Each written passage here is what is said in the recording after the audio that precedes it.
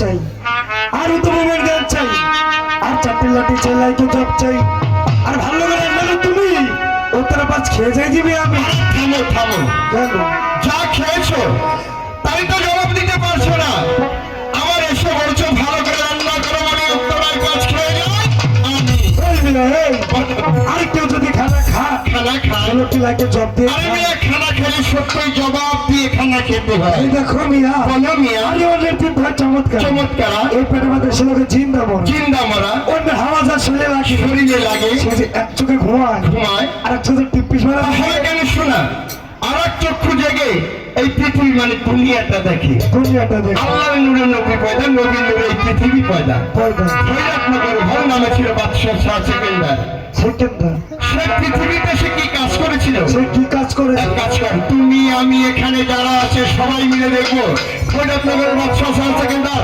এই পৃথিবীতে সে কি কাজ করেছিল এসো আমার সঙ্গে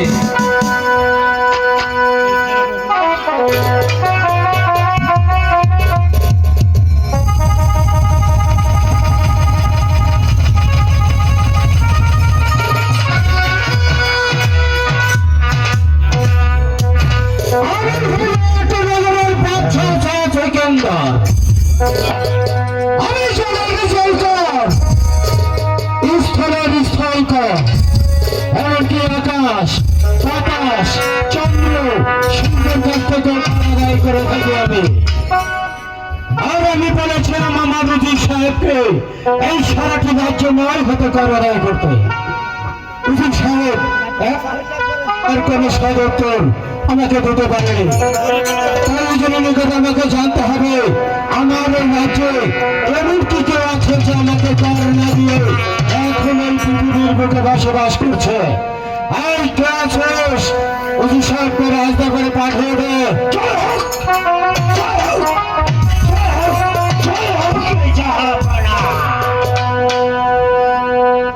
উজি সাহেব আমি সারাটি রাজ্য নয় হাতে লড়াই করে আমার এই রাজ্যের এই শূন্য কোষাগার পরিপূর্ণ করে দেবেন এখন পর্যন্ত তার কোনো সদস্যের জানতে পারি আমার এই রাজ্যের দিকে আছে যে আমাকে কর না দিয়ে এখন এই পৃথিবীর বুকে বসবাস করছে বলো। আপনার রাজ্যের পূজা বৃন্দগণ আপনার গণে কীর্তন গাচ্ছে যাবড়া যাদের ঘরে ঔষধ নেই তাদের ঘরে ঔষধ পৌঁছে দিয়েছি, যাদের ঘরে অন্ন নেই তাদের ঘরে অন্ন দিয়েছি, যাদের ঘরে বস্ত্র নেই তাদেরকে বস্ত্র দিয়েছি।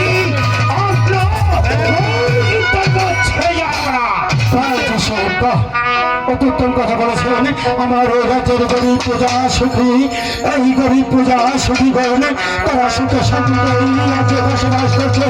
এই কথা শুনে পারবে আমার মুখটা ভালো লাগছে। এই জন্য আপনাদের দিচ্ছি আমি অসংখ্য ধন্যবাদ। এমনকি আজ থেকে আপনার বেতন 1 গুণ থেকে 2 গুণ করে দেওয়া হলো বিশ্বাসে। কিন্তু আমি আপনাকে এমনকি আপনার রাজ্যের কোষা বৃন্দগণ কেন অন্য হয়ে যাচ্ছে যাবড়া আপনার বস্ত্র নিয়েই আমি গেছিলাম এই পাতাল করে, আর আপনার ওই পাতাল করে তুলস কর্মা দিয়ে সে করে চালাকে এই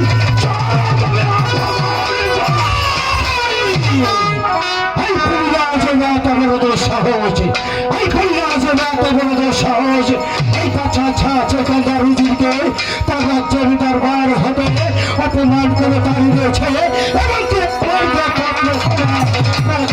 করেছে।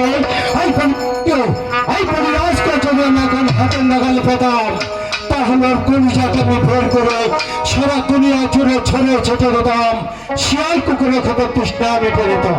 বুঝি সাহেব রাজের ব্যাপারটা বিভাগত ঢুকে রাখলাম। বুঝি সাহেব বলুন জানা অনেকদিন যাবৎ হলো হরিণ শিকারে যাওয়া হয় না, তাই আমি মনে স্থির করেছি এই মুহূর্তে আমি হরিণ শিকারে যাত্রা করতে চাই। যত দূরত্ব সম্ভব হরিণ শিকারে আয়োজন করে আপনার জানাবেন। আপনি যদি আমাকে আদেশ করুন, তাহলে আপনি যদি আমাকে হুকুম দেন, তাহলে আমি একটি কথা বলতে পারি জানাবো। আপনার চলে রাজ্যের প্রধান হিসেবে আছেন, আর এই রাজ্যের অনেক গুরুত্বপূর্ণ কাজগুলো আপনাকে সঙ্গে নিয়ে সেটাকে সমাধান করে থাকি।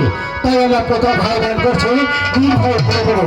চলো তবে হরিণের শিকারে আমি নাকি কল বলে হয় না।